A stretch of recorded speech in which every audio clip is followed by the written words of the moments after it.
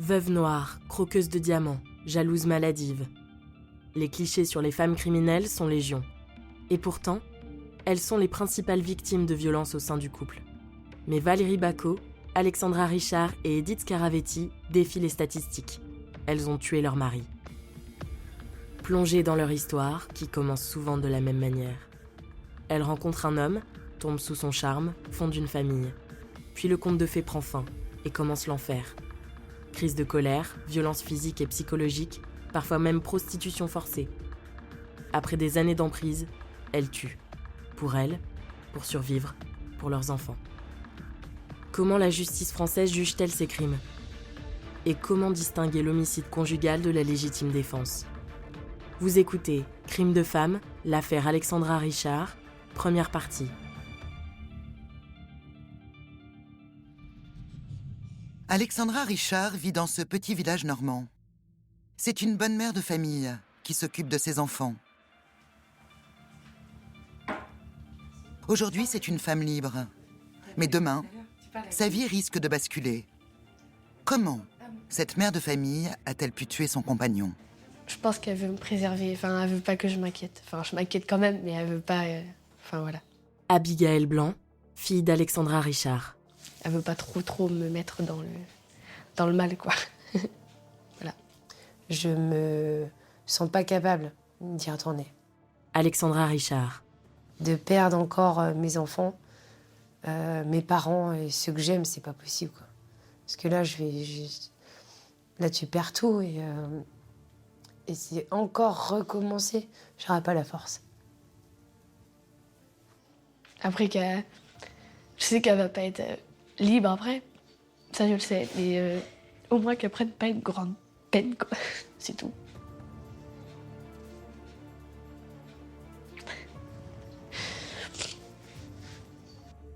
Demain, à Rouen, Alexandra Richard sera jugée pour le meurtre de son compagnon.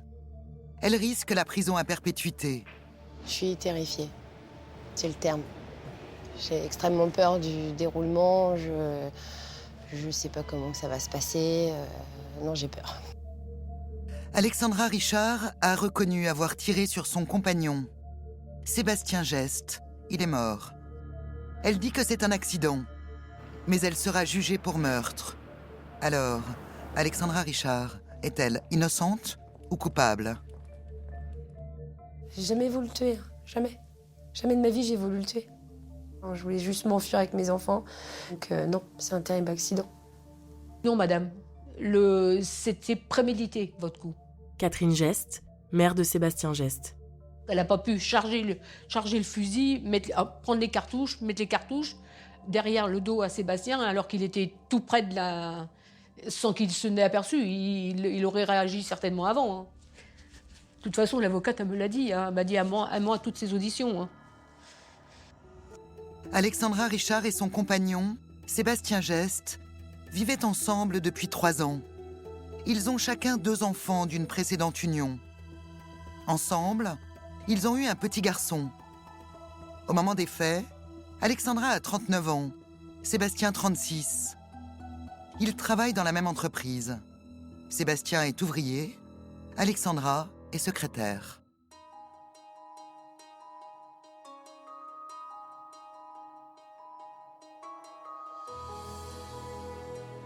Mon rêve, c'était mon enfant d'amour. Patricia Richard, mère d'Alexandra Richard. Alexandra, ça a toujours été mon enfant d'amour, de toute façon. Alexandra est née en 1977 à Mont-Saint-Aignan, près de Rouen. Son père est chauffeur routier, sa mère au foyer. Elle est la première enfant du couple. D'après ce que disent mes parents, j'ai parlé très tôt. À l'âge d'1 an, je connaissais Petit Papa Noël. Voilà, c'est des trucs comme ça. J'étais une enfant facile, en fait. Une famille heureuse qui vivait dans l'amour. Nathalie Tomassini, avocate d'Alexandra Richard. Et la bienveillance. Ouais, c'était une très belle enfance, quoi. Alexandra est une enfant épanouie. Elle a du caractère. Elle aime l'ordre et l'action. J'aurais voulu rentrer dans l'armée et puis partir sur le terrain et puis défendre les gens qui étaient dans la misère. Enfin voilà, quoi, rentrer dans l'armée, simplement. La discipline. Alexandra, elle n'a peut-être pas l'air comme ça, mais c'est de la discipline. À 23 ans, Alexandra se marie avec Frédéric.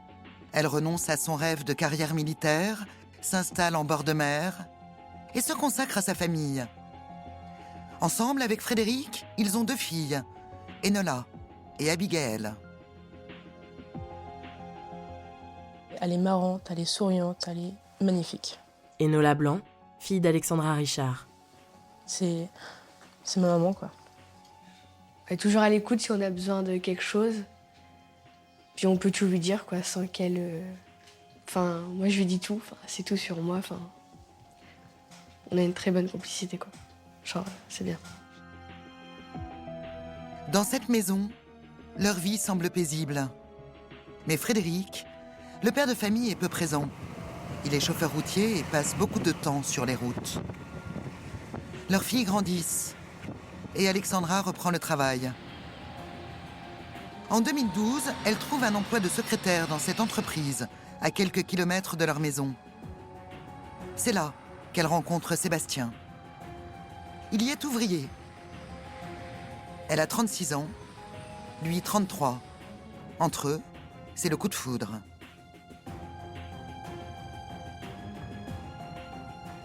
Il est gentil, il est avenant, il paraît être le mec idéal. Un peu le bad boy, on va dire, qu'il a fait frémir, qu'il a fait se sentir de nouveau une femme avec un grand F. Et je tombais amoureuse de lui, quoi. On sent une relation très très forte et très... Sylvie Amis Duval, avocate de Laetitia Lemoine. immédiatement très forte. Voilà. Des papillons dans le ventre, quoi, je me rappelle. Et elle avait un grand sourire, elle était toute contente. Donc bon. Tout va très vite. Alexandra est mariée depuis 11 ans, mais elle quitte son mari en 3 mois, folle amoureuse de Sébastien. Sébastien a pourtant 2 enfants et vit avec sa compagne depuis 12 ans. Mais lui aussi la quitte, fou d'amour. 3 mois après leur rencontre, le soir de Noël, Sébastien présente Alexandra à ses parents comme son nouvel amour. Nous sommes en 2013.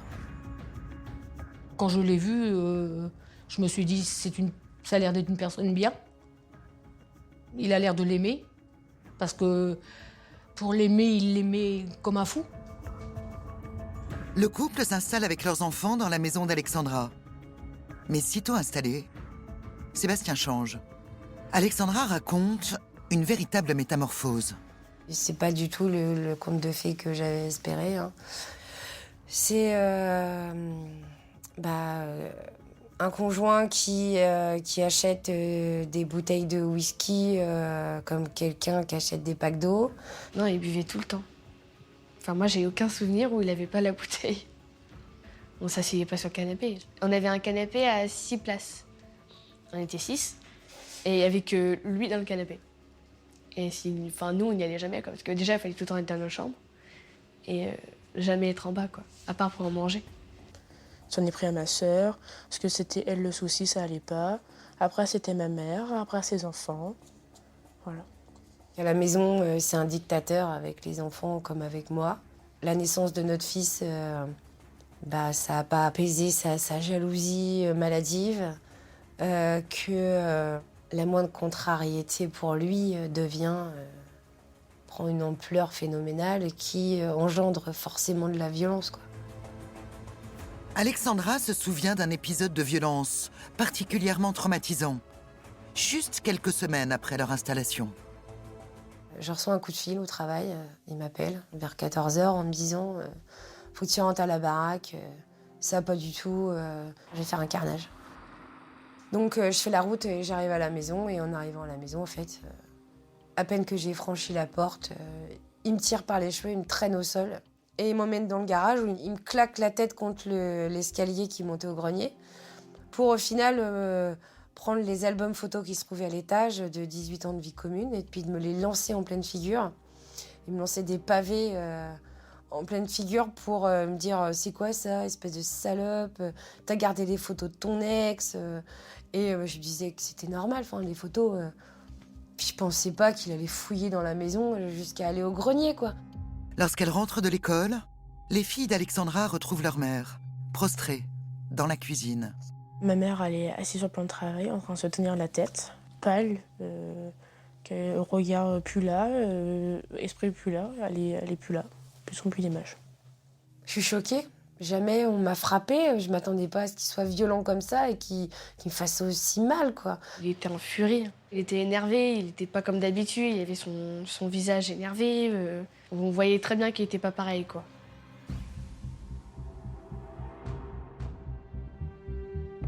Le dimanche 16 octobre 2016, toute la famille est présente dans la maison. Alexandra, Sébastien et leurs 5 enfants. Cela fait 3 ans qu'ils vivent tous ensemble. Ce fameux dimanche 16 octobre, le matin, il s'est déjà levé de très mauvaise humeur parce que la veille, j'avais refusé d'avoir des rapports sexuels avec lui. Alexandra Richard. Donc il a commencé à prendre l'apéro, il était 10h le matin. Donc du whisky, on attaque au whisky toujours. Il a commencé à m'injurier, à me refaire des menaces en me disant « De toute façon, si tu me quittes, tu repars les pieds devant, je te jure, je vais le buter, un de ces quatre. » Enfin voilà, c'était que ça. L'ambiance dans la maison, elle est électrique. C'est une journée épouvantable. Il va la menacer de mort, il va lui fracasser justement la tête sur l'armoire où sont rangés les fusils en la menaçant, elle, ses parents et les enfants. Et ça va continuer comme ça toute la journée. Ce dimanche, Laetitia, l'ex-compagne de Sébastien, doit venir récupérer ses 2 enfants. Sébastien, il va appeler Laetitia 5 minutes avant qu'elle n'arrive pour lui dire on a encore passé un week-end de merde, les enfants vont sûrement te le dire, on a encore passé un week-end à se disputer, etc. Laetitia est encore à quelques minutes de la maison. Elle arrive chez Alexandra et Sébastien. Il est 17h30. Donc moi, je vais ouvrir la porte d'entrée avec mon fils dans les bras et je la regarde pour lui faire comprendre ça, il y a un gros malaise à la maison, ça va pas du tout, quoi. Alexandra lui fait signe comme ça que Sébastien a bu et lui demande de rester, peux-tu rester un peu? Laetitia, elle dit, effectivement, elle tremble. Elle semble apeurée. Laetitia va prétexter finalement un problème de mutuelle ou d'organisation des vacances avec les enfants. Et elle va appeler Sébastien, et Sébastien ne va pas répondre. Donc, du coup, Alexandra va pousser un peu le ton en l'appelant par son diminutif chou. Aucune réponse. Alexandra entre. Elle se dirige vers le salon. Sébastien est assis sur le canapé. Et là, je le vois, puis je dis Sébastien, chez Laetitia, elle veut te parler. Et là, il tourne la tête et puis il me sort comme ça quand l'autre avait parti. Je te défonce la gueule. Et là, je me suis dit, mais il va le faire. Il va encore te défoncer la gueule, c'est le terme. Tu te barres. Et tout ce que j'ai trouvé à faire pour m'enfuir avec mes enfants, il y en avait déjà 2 qui étaient dehors. Et j'ai saisi l'arme qui était dans l'armoire. Je l'ai ouvert, j'ai mis une cartouche dedans. Et quand j'ai relevé la tête, Sébastien était devant moi. Il a saisi le canon. Et moi, j'ai pas voulu qu'il me pique l'arme. Du coup, j'ai tiré. Et du coup, le canon, il s'est fermé. Et vu que j'ai tiré encore pour reculer, le coup, il est parti parce que j'avais le doigt dessus, quoi, en fait. J'ai lâché l'arme. Du coup, c'est lui qui l'avait. Parce qu'il la tenait toujours. Donc, je l'ai lâché. La détonation retentit dans la maison. Laetitia, qui est dehors avec les enfants, entre aussitôt. Quand elle rentre dans le salon, elle voit Sébastien qui est allongé sur le sol, qui a le canon de l'arme dans le ventre au niveau du thorax. Laetitia est paniquée. Affolée, elle enlève l'arme des mains de Sébastien. Elle voit la blessure quand elle enlève l'arme. Et là, elle dit oh, mon Dieu, le trou, je vois le trou. Alors, il est encore en vie, mais il est vraisemblablement inconscient. Il n'était pas mort, il respirait fortement. Et que je lui disais, allez, chou, ça va aller, les pompiers vont arriver, ça va aller et tout. Et à aucun moment, j'ai cru qu'il allait mourir. Hein. Blessé, oui, mais pas mourir. Laetitia, quant à elle, ressort de la maison et dépose l'arme dans sa voiture. Elle fait sortir tous les enfants. À l'intérieur, Alexandra reste. Elle est seule, auprès de Sébastien. Et c'est là que j'ai appelé les gendarmes et j'ai mis en haut-parleur et que j'appuyais toujours sur cette espèce de boyau, ça s'appelle comme ça. Et que j'ai dit aux gendarmes, paniquez, vite, faut venir, j'habite Montreuil, faut venir, j'ai tiré sur mon mari. Quelques minutes plus tard, les gendarmes arrivent sur place. Il voit Alexandra qui est près de Sébastien Geste, qui essaie de faire un point de compression. Rosemarie Capitaine, avocate des parents de Sébastien Geste.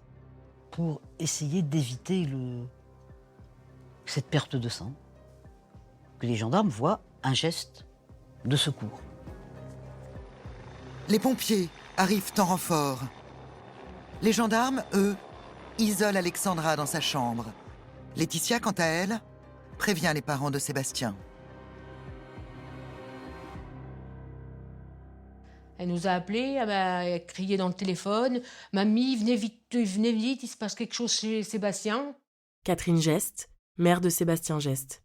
Donc on est partis affolés. On est arrivés là-bas, il y avait, je peux pas vous dire combien de gendarmes, peut-être 20. Et puis Laetitia était tout dehors, et puis elle m'a dit elle a tiré sur Sébastien. Je dis elle a tiré sur Sébastien. Mais elle me dit oui. Oui. Et j'ai voulu rentrer pour pouvoir lui dire pourquoi, parce qu'il n'était pas décédé. Ils n'ont pas voulu que je rentre. À 18h20, moins d'1 heure après le coup de feu, Sébastien décède. La balle s'est logée dans son abdomen, une balle, un coup de fusil mortel. Tout s'est écroulé là, j'entendais plus rien, je voyais rien, je sais plus ce qui m'est arrivé. Je suis sortie de chez moi, mais je me souviens pas. Les gendarmes, ils m'ont sorti, ils m'ont filé un manteau qui traînait, une paire de godasses, et puis j'ai été en garde à vue, quoi. J'ai même pas vu mes enfants quand je suis sortie de chez moi. Donc,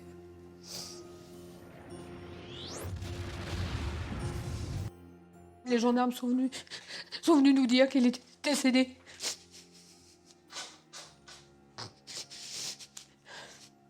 J'ai pas pu lui dire que je l'aimais avant qu'il parte. Je pourrais jamais l'oublier, ce jour-là. Non.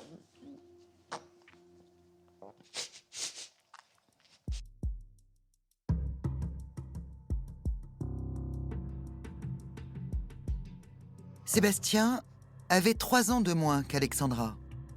Lui aussi grandit près de Rouen, au beau milieu de la forêt, avec ses parents.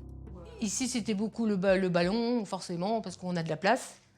Et bon, les jeux de dehors, beaucoup.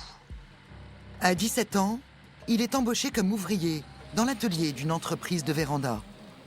Il travaillait tout le temps et il n'aurait pas arrêté pour un oui, pour un non. Il était très courageux et il était très minutieux dans son travail. Contrairement à Alexandra, Sébastien est un homme renfermé. Il aime les balades en forêt et il a 2 passions. La chasse et les armes. Sébastien Geste a 19 ans lorsqu'il achète son premier fusil. Et il s'en sert, non pas pour chasser, mais pour tirer sur un homme. Un jeune homme de son âge, qu'il considère comme un rival dans une histoire de cœur.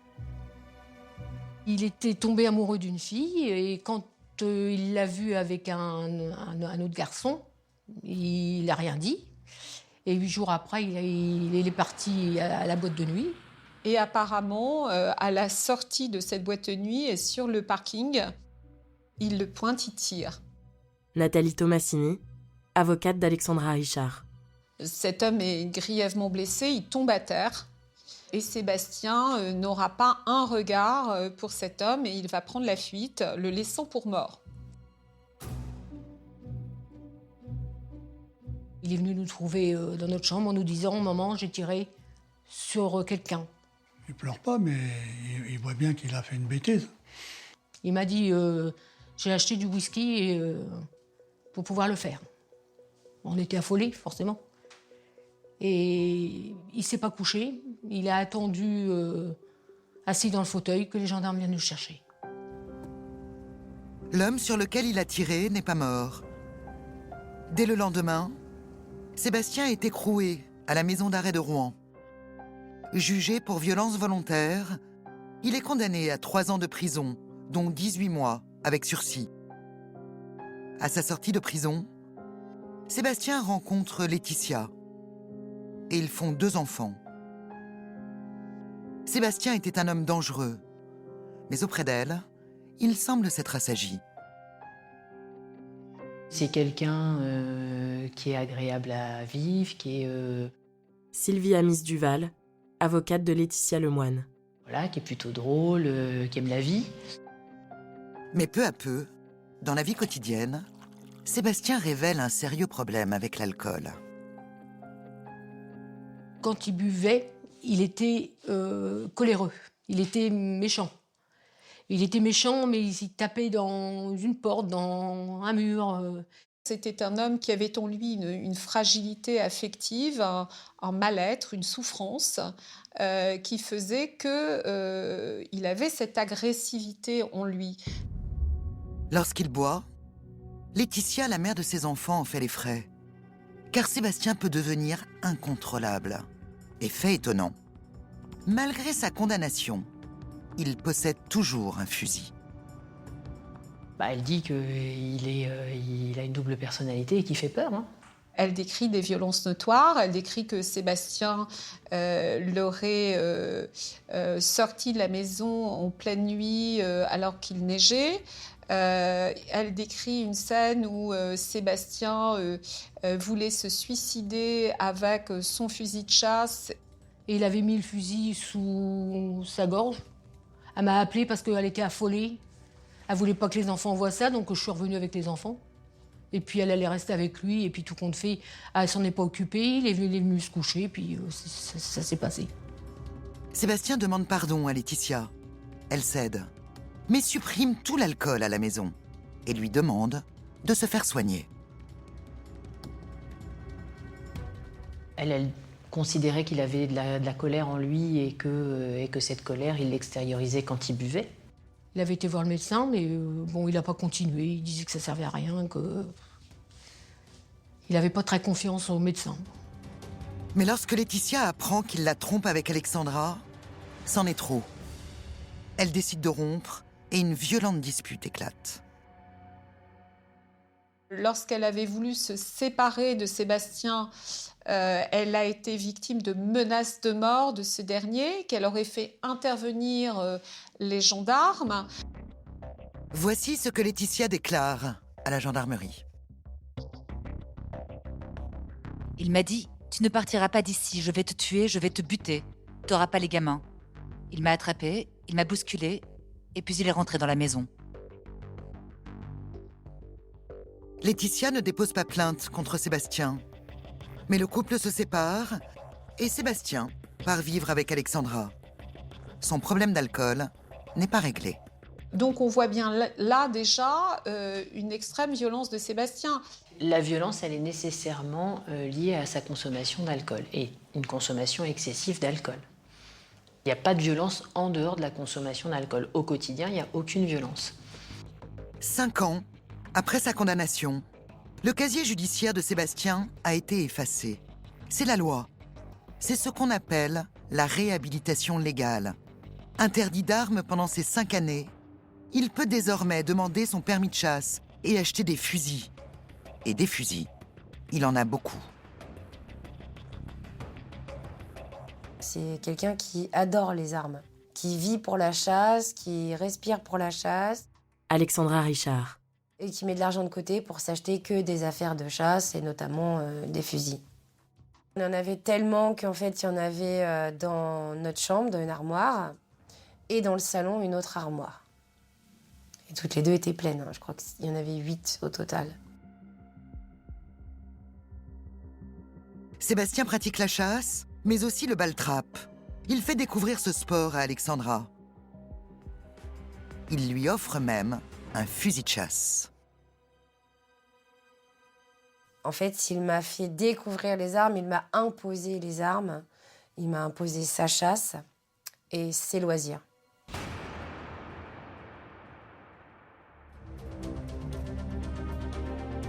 Vous venez d'écouter Crime de femme. Si vous avez aimé ce podcast, vous pouvez vous abonner sur votre plateforme de podcast préférée et suivre Initial Studio sur les réseaux sociaux. Crime de femme est un podcast coproduit par Initial Studio et Girafe Prod, adapté de la série documentaire audiovisuelle éponyme, produite par Girafe Prod. Cet épisode a été réalisé par Nathalie Mazier.